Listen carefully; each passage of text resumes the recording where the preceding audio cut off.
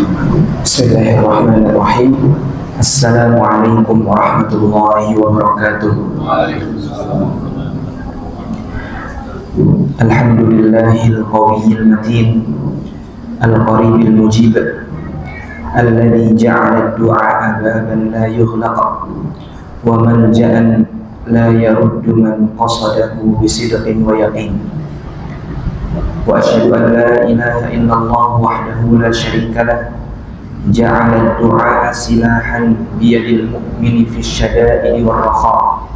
Wa asyhadu anna Muhammadan 'abduhu wa rasuluh sallallahu alaihi wa ala alihi wa sahbihi wa sallama tasliman katsira, amma ba'd.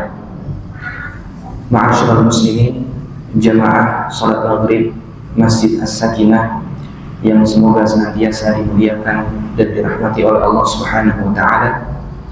Pada malam hari ini kita bersyukur kehadirat Allah Subhanahu wa taala atas banyaknya limpahan kebaikan, nikmat, taufik dan i'anahnya. Semoga salawat dan salam tetap tercurahkan kepada baginda kita, Nabi besar kita Muhammad sallallahu alaihi wasallam, beserta para istri beliau, keluarga beliau, sahabat beliau, dan yang senantiasa mengikuti beliau hingga akhir zaman. Para hadirin dan hadirat yang Allah muliakan, insyaallah pada malam hari ini kita akan membahas mengenai fikih doa yang kita berikan judul pada pamflet dengan serba-serbi doa. Pada hakikatnya ia berkaitan dengan sebagian fikih terkait dengan doa. Yang perlu kita ketahui, ma'asyiral muslimin yang semoga Allah muliakan, bahwasanya kita semua ini diciptakan oleh Allah Subhanahu wa taala di dunia ini dengan satu tujuan yang mulia, yaitu beribadah hanya kepadanya, sebagaimana dalam firman Allah, "Wa ma khalaqtul jinna wal insa illa liya'budun." Dan tidaklah aku ciptakan jin dan manusia kecuali agar mereka menyembah kepadaku. Dan ibadah ini, ma'asyiral muslimin, bentuknya luas, tidak tercakup hanya pada salat dan puasa saja atau pada ibadah lahiriah saja. Ibadah ini juga berkaitan dengan sifatnya hablum minallah dan hablum minan nas. Akhlak mulia itu juga ibadah. Kemudian bagi seorang yang sudah menikah, maka ada ibadah menikah di dalamnya, ada memberikan nafkah, ada mendidik anak, itu juga bagian dari ibadah, dan lain sebagainya yang mendatangkan kecintaan Allah Subhanahu wa taala. Kata Syekhul Islam Ibnu Taimiyah dalam kitab Al-Ubudiyah tentang definisi ibadah, beliau mengatakan ismun jami'un likulli ma yuhibbuhullah wa yardah min al-aqwali wal af'al adh-dhahirati wal batinah. Ibadah itu artinya adalah segala hal yang dapat dicintai oleh Allah Subhanahu wa taala, baik itu ucapan maupun perbuatan, yang zahir maupun yang batin. Bahkan yang batin itu juga bisa berupa ibadah. Seperti misalkan menerima takdir Allah, itu juga ibadah, ya. Bersyukur atas nikmat yang Allah berikan, itu juga bagian daripada ibadah. Jadi ibadah itu luas. Dan salah satu bentuk ibadah yang agung adalah berdoa. Dan Rasulullah SAW bersabda, "Ad-du'a'u huwal ibadah." Doa itu adalah ibadah. Perhatikan di sini, Nabi mengatakan ad-du'a'u huwal ibadah, bukan ad-du'a'u ibadatun. Mungkin bagi yang sudah belajar bahasa Arab seperti Mas Bagas misalkan tahu bedanya antara ad-du'a'u ibadatun, yaitu adalah mubtada dan khabar. Mubtada'nya ma'rifah dan khabarnya nakirah, yang kalau kita terjemahkan doa adalah ibadah. Tapi ternyata sabda Nabi berbunyi ad-du'a'u huwal ibadah. Doa itu adalah inti dari ibadah. Nah, jadi uslubnya berbeda, kalimatnya berbeda. Ad-du'a'u ibadatun dengan ad-du'a'u huwal ibadah. Ternyata sabda Nabi SAW menggunakan jenis yang kedua. Doa adalah unsur paling penting dalam ibadah atau inti dari ibadah. Mengapa Nabi mengatakan doa itu adalah inti dari ibadah? Karena pada hakikatnya ibadah itu, sebagaimana dikatakan oleh Ibnu Qayyim dalam kitabnya Al-Wabilus Sayyib, seorang itu mencapai derajat al-ubudiyyatut tammah, penghambaan yang sempurna, ketika dia dapat menggabungkan dua hal. Yang pertama adalah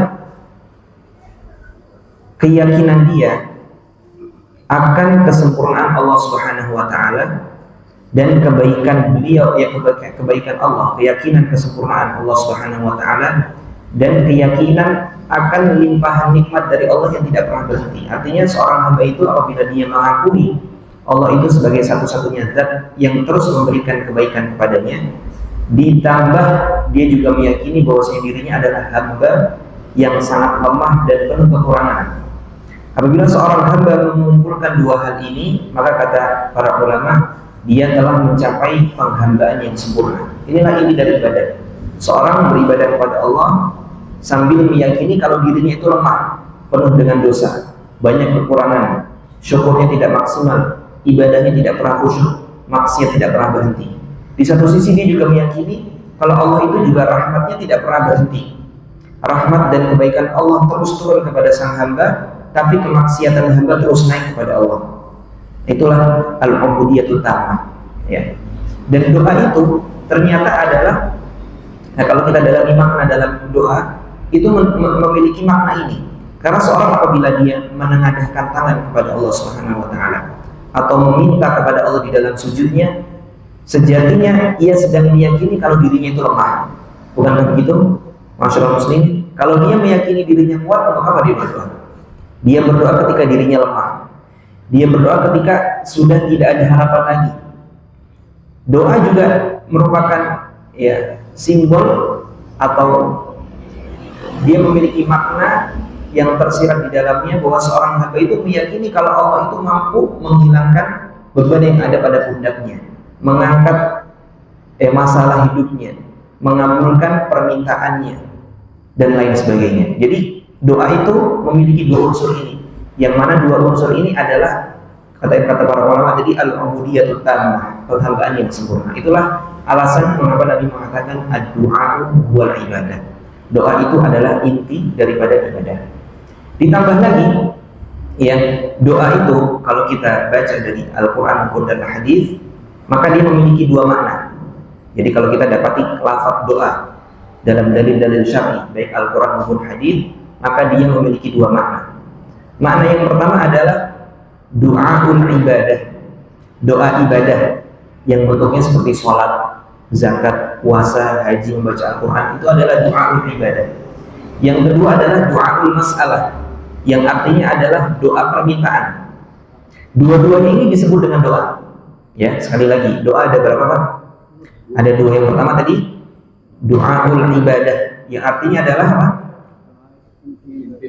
Bukan, maksudnya doa yang bentuknya ibadah seperti sholat, kemudian puasa, zakat, haji, itu juga bentuk dari doa. Itu dikatakan doaul ibadah. Kemudian yang kedua adalah doaul masalah, yaitu ketika seorang hamba meminta permohonan kepada Allah Subhanahu wa taala. Jadi dua-duanya disebut dengan doa. Perhatikan firman Allah Subhanahu wa taala, "Wa qala rabbukum ud'uni astajib lakum." Dan Rabb kalian berfirman, "Ud'uni, berdoalah kepadaku, astajib lakum, niscaya aku akan perkenankan untuk kalian." Apa tadi firmannya? Ud'uni. Apa artinya tadi? Berdoalah kepadaku, niscaya aku akan perkenankan untuk kalian. Berdoalah kepadaku memiliki dua makna. Apa tadi yang pertama? Berdoalah kepadaku artinya beribadahlah kepadaku. Jadi kalau sholat itu hanya kepadaku, puasa juga hanya untukku. Atau ud'uni artinya mintalah hanya kepadaku. Kemudian Allah mengatakan astajib lakum, niscaya aku akan perkenankan untuk kalian. Jika yang dimaksud adalah doaul ibadah, maka menerima ibadah kalian. Jika yang dimaksud adalah doaul masalah, maka artinya adalah aku kabulkan permintaan kalian. Bisa dimengerti? Ya, jadi ud'uni mencakup doaul ibadah dan doaul masalah. Kemudian Allah mengatakan innal ladzina yastakbiruna an ibadati sayadkhuluna jahannama dakhirin. Sesungguhnya orang yang istikbar, yang sombong dari beribadah kepadaku. Apa yang dimaksud dengan ibadah kepadaku di sini? Ya tadi yang disebutkan di awal ayat, berdoalah kepadaku. Barang siapa yang sombong terhadap beribadah kepadaku, baik dia tidak mau menyembahku atau tidak pernah meminta kepadaku, sayadkhuluna jahannam dakhirin, maka dia akan masuk ke dalam neraka jahanam dalam keadaan hina.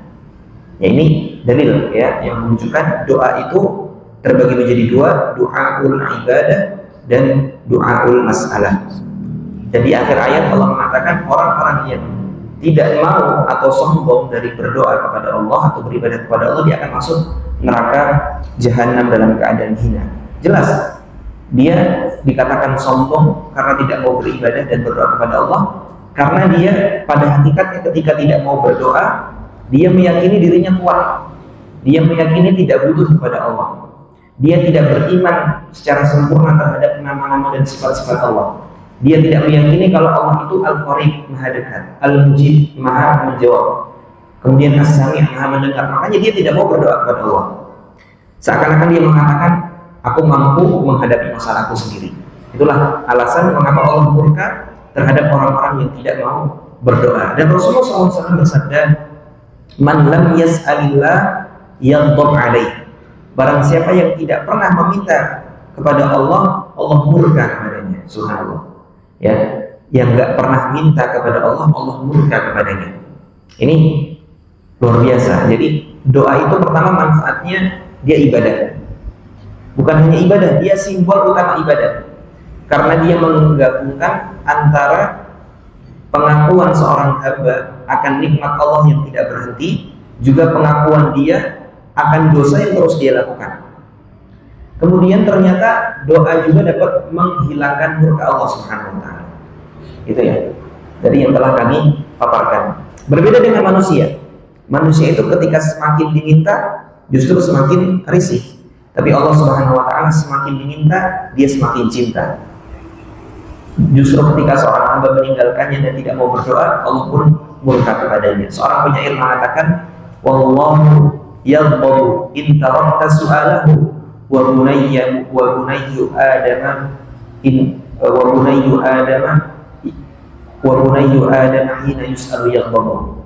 Allahu yaghdhabu in tarakta su'alahu wa bunayyu adama hina yus'alu yaghdhabu.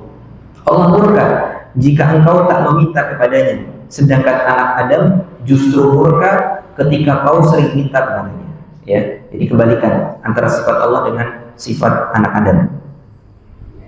Ditambah lagi ma'asyiral muslimin, apabila seorang hamba meyakini Allah memiliki nama-nama yang indah, nama-nama yang indah yang berkaitan kuat dengan doa yang ia panjatkan, maka seorang hamba ketika benar-benar mengenal kandungan dan isi dari nama-nama Allah tersebut, ia tidak akan pernah merasa doanya sia-sia.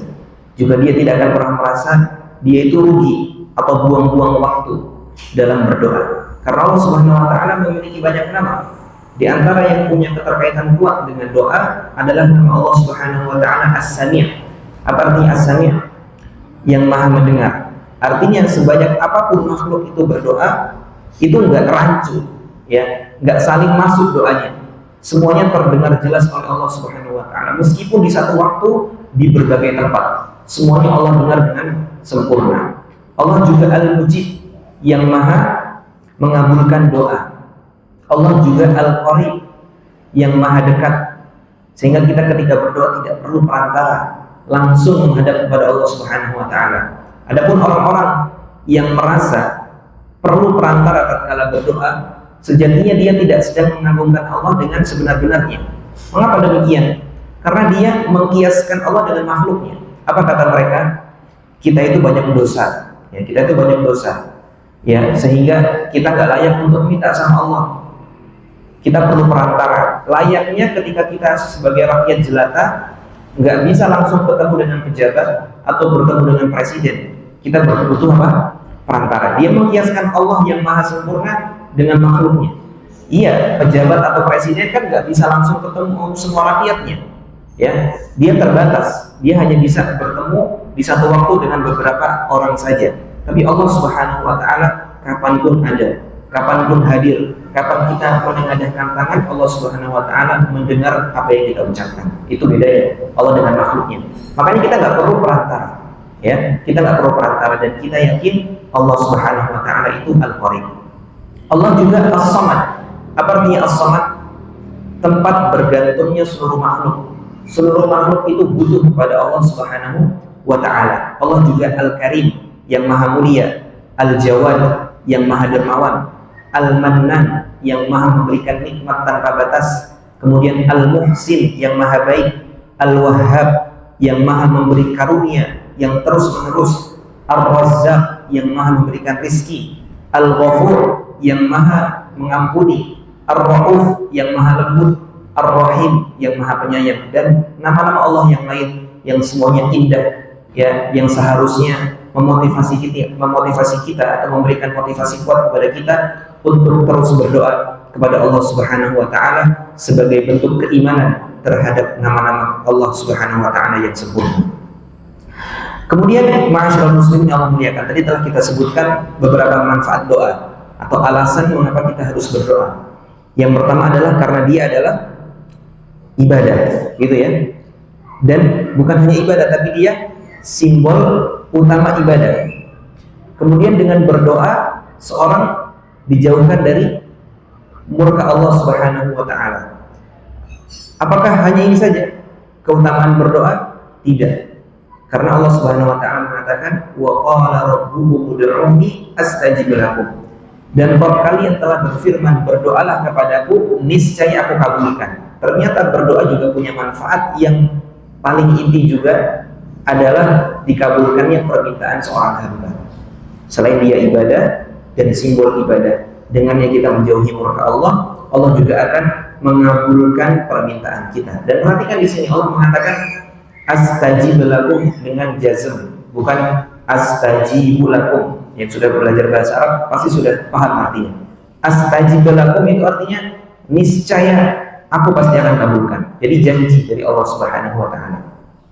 Dalam firman lain Allah juga mengatakan, wa idza sa'alaka 'ibadi 'anni fa inni qarib ujibu da'watad da'i idza da'an.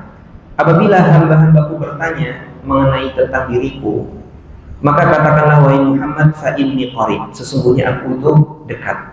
Langsung saja doa tanpa perantara. Ujibu da'watad da'i idza da'an. Aku akan kabulkan doa orang yang berdoa. Ini adalah dua ayat yang menunjukkan janji Allah bahwasanya Allah Subhanahu wa Ta'ala pasti akan mengabulkan doa seorang hamba. Dalam hadis yang diriwayatkan oleh Imam Bukhari dan Muslim, Rasulullah SAW juga bersabda, yanzilu rabbuna tabaraka wa ta'ala kulla lailatin ila as-sama'id dunya hina yabqa thuluthul lailil akhir. Rabb kami tabaraka wa ta'ala turun setiap hari ke langit dunia apabila telah masuk sepertiga malam terakhir. Fayaqul, dan Allah berfirman. Perhatikan firman Allah Subhanahu wa Ta'ala. Man yad'uni fa astajibalah. Siapa yang berdoa kepadaku, niscaya aku akan perkenankan. Man yas'aluni fa u'tiyah. Siapa yang meminta kepadaku, niscaya aku akan berikan. Man yastaghfiruni fa aghfirlah. Siapa yang memohon ampun kepadaku, niscaya aku akan ampuni. Tiga hal. Yang pertama apa tadi? Barang siapa yang berdoa, niscaya aku akan perkenankan. Barang siapa yang meminta, pasti aku akan berikan. Baik, apa bedanya yang pertama dengan yang kedua? Yang pertama tadi, barang siapa yang berdoa kepadaku, niscaya aku akan perkenankan. Dan barang siapa yang meminta kepadaku, aku akan berikan. Apa bedanya? Apa bedanya pertama dengan yang kedua? Tidak ada hadiah. Baik, tadi kita katakan doa itu artinya apa? Ada dua, ibadah dan masalah. Doa ibadah itu artinya ibadah. Maksudnya man yad'uni, siapa yang berdoa kepadaku di sepertiga malam itu, fa astajibalah, aku akan perkenankan. Misalkan sholat, berarti aku terima amalannya. Siapa yang berzikir, aku terima amalan zikir. Siapa yang baca Al-Quran, aku terima. Atau dia meminta, beneran meminta, ya Allah misalnya berikan aku rezeki, ya Allah angkatlah sakitku, angkatlah sakit keluargaku, ya Allah lakukanlah daganganku, ya Allah berikan aku keturunan, ya Allah berikan aku jodoh dan lain sebagainya. Fa astajibah, aku akan perkenankan. Jadi mencakup doaul ibadah dan doaul masalah. Ini yang pertama. Adapun yang kedua, man yas'aluni fa'utiyah, siapa yang meminta kepadaku, niscaya aku akan berikan. Ini hanya mencakup doaul masalah saja. Jadi antara kalimat pertama dengan kalimat kedua mana yang lebih umum? Yang pertama lebih umum, karena yang pertama mencakup beribadah dan permintaan, adapun yang kedua hanya permintaan saja. Kemudian yang ketiga, man yastaghfiruni fa'aghfirlah. Siapa yang memohon ampun kepadaku, aku akan ampuni. Nah, yang ketiga ini lebih khusus lagi daripada yang kedua. Kalau yang kedua ini kan permintaan secara umum. Adapun yang ketiga ini meminta ampun kepada Allah Subhanahu wa taala. Ini sekali lagi janji dari Allah Subhanahu wa taala bahwa siapa yang berdoa kepadanya pasti akan Allah kabulkan. Ya. Tinggal kita percaya nggak kalau Allah itu Maha mengabulkan? Atau kita ragu-ragu? Jadinya jarang berdoa. Atau dalam hati kita jangan-jangan Allah tidak menepati janjinya. Ya. Nggak boleh meyakini demikian. Allah itu Maha mengabulkan dan Allah tidak pernah mengingkari janjinya. Hanya saja para jamaah yang Allah muliakan, kita perlu mengetahui bagaimana cara Allah mengabulkan doanya. Ini perlu kita pahami juga.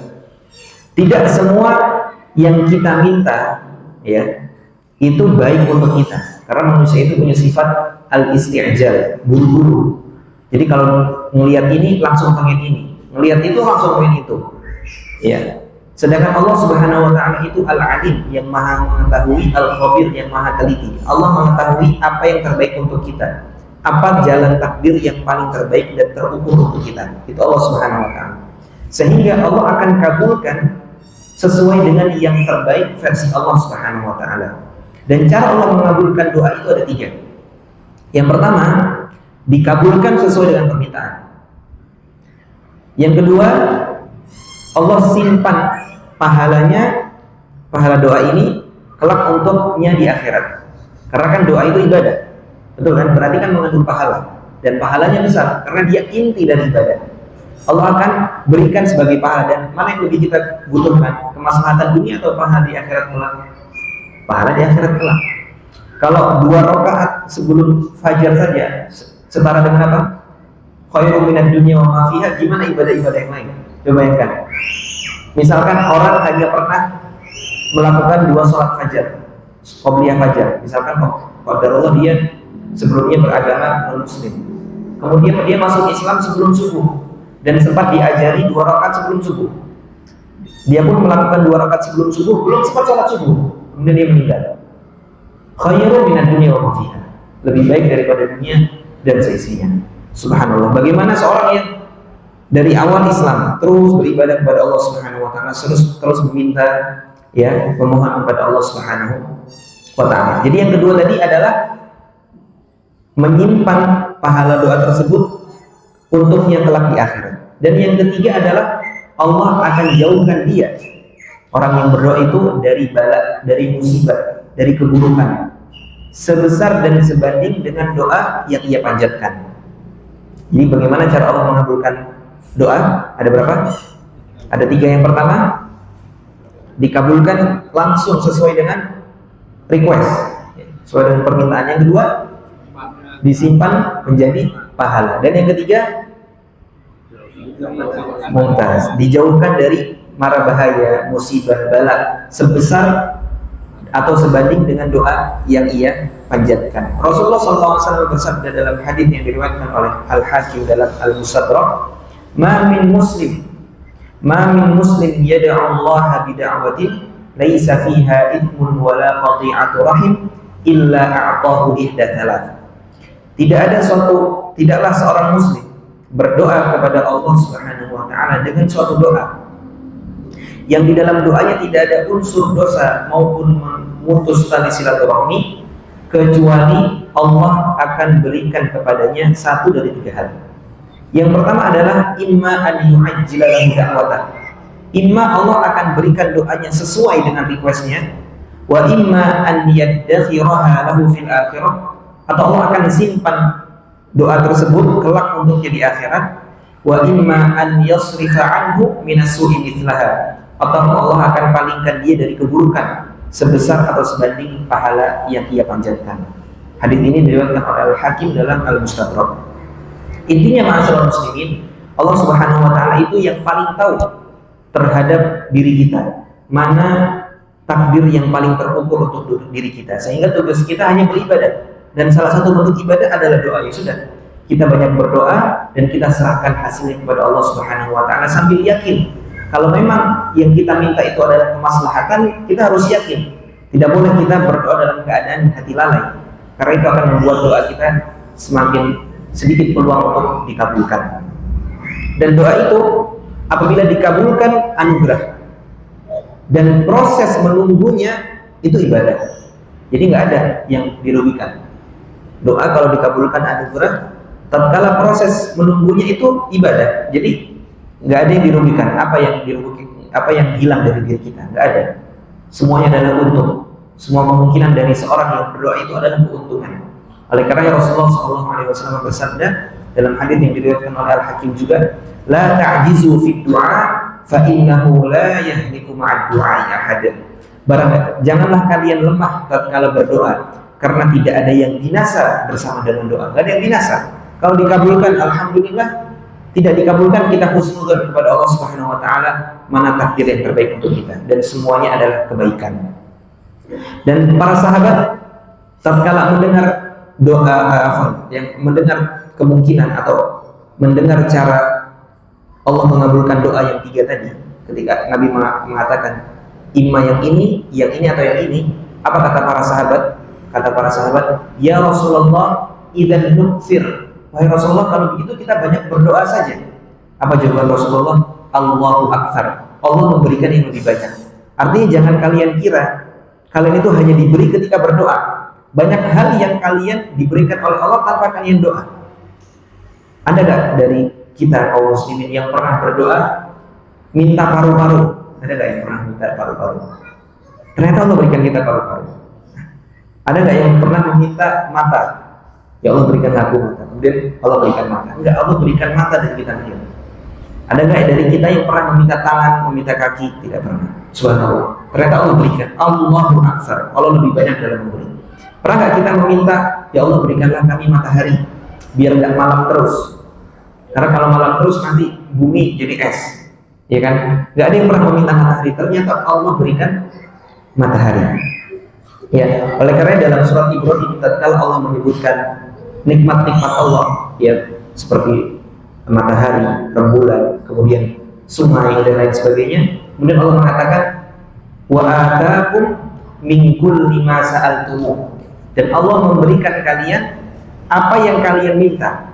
Dalam sebagian riwayat dibacanya begini, Mas Bagas, wa ataakum min kulli ma sa'altum.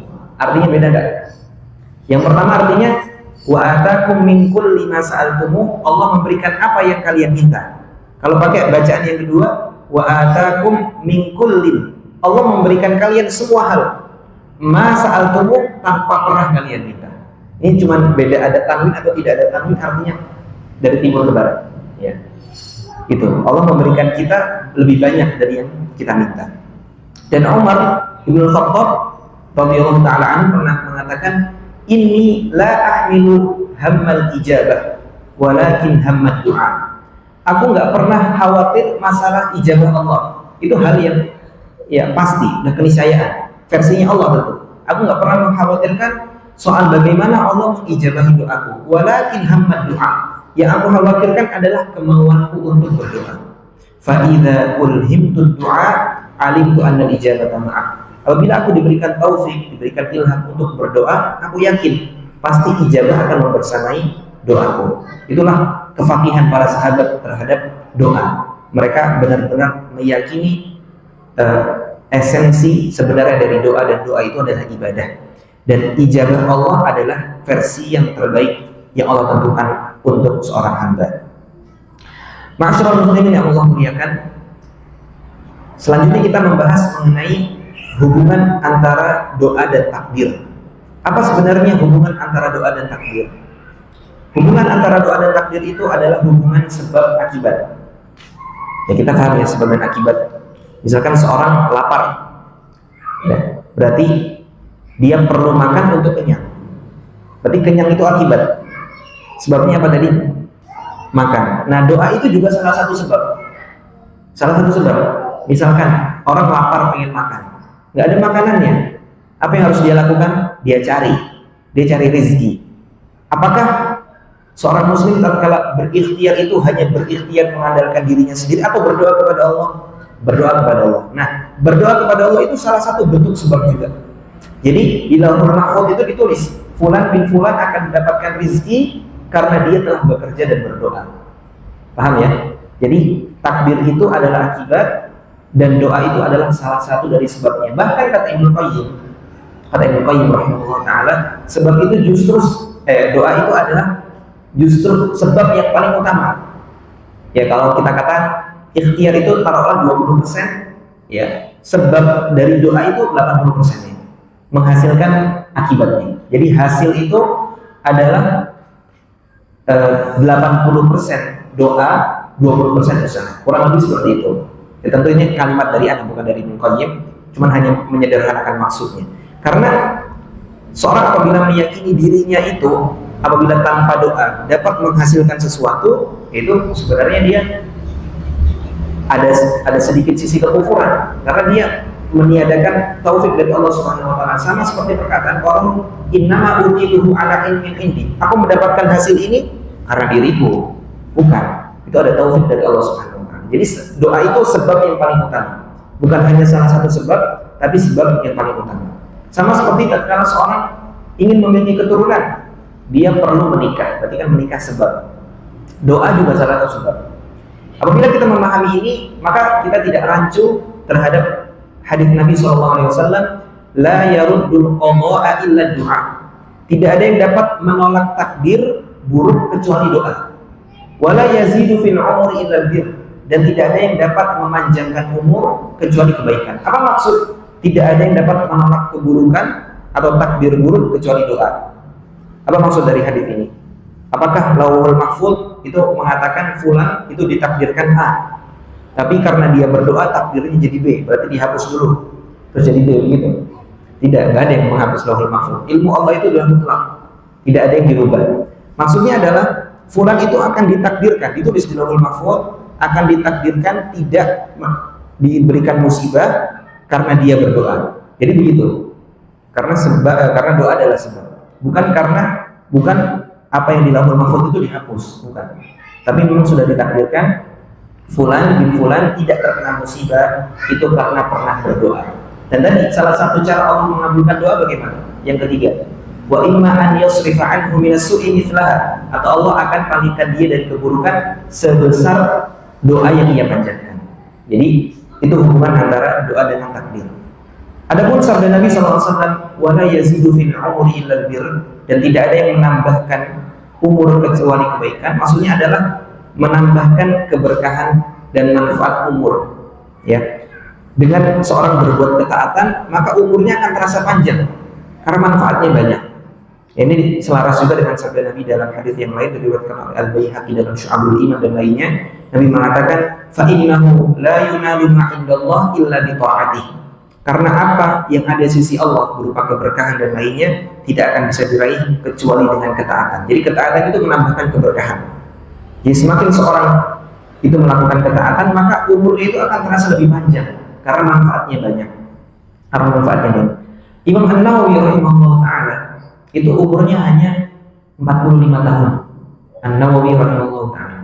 Tapi bukunya dari ujung sini ke ujung situ. Kalau di Rakim, An-Nawawi rahimahullah ta'ala.